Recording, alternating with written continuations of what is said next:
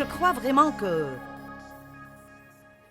l'attitude avec laquelle nous vivons, le niveau de joie, le niveau de paix, le niveau de stabilité, est vraiment ce qui prêche un message aux gens qui nous entourent.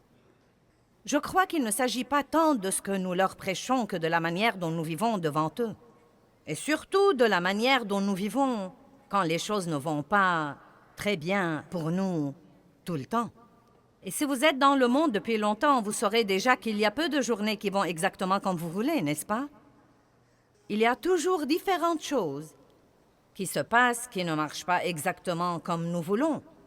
Et donc, avant d'apprendre que votre joie ne doit pas être basée sur vos circonstances, vous n'aurez que ce que j'appelle une expérience de yo-yo, en haut et en bas, en haut et en bas, en haut et en bas, en haut et en bas. Nous devons donc trouver un moyen de rester heureux quand nos circonstances ne nous conviennent pas, ou quand nous n'avons pas un exaucement aussi vite que nous le voulons, ou quand les gens qui nous entourent ne sont pas ce que nous voulons qu'ils soient, ou quand ils nous énervent, ou quand nous avons une déception, ou toutes ces autres choses qui arrivent. Et il y a quand même un moyen, et c'est la grâce de Dieu. Nous entendons dire bien des fois, vous savez que la grâce, c'est la richesse de Dieu aux dépens de Christ. Et vous savez, c'est une bonne définition, mais à dire vrai, elle est un peu trop spirituelle pour moi. J'ai besoin de quelque chose qui la mette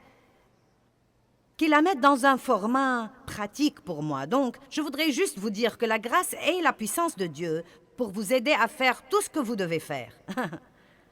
La grâce est une puissance. C'est une puissance, puissance, puissance. Et nous recevons la grâce de Dieu par la foi. Tout vient à nous par la foi que Dieu nous donne également. La Bible dit que Dieu a départi à chacun une mesure de foi. Mais que faites-vous de votre foi? Est-ce que vous mettez votre foi en vous-même? Est-ce que vous essayez de résoudre vos propres problèmes? Est-ce que vous essayez de comprendre les choses? Est-ce que vous essayez de vous changer vous-même ou changer votre famille? Est-ce que vous essayez d'amener vos enfants à faire ce que vous voulez? Est-ce que vous essayez de faire remarquer à votre patron que vous devez avoir cette promotion? Ce n'est pas la grâce, c'est les œuvres.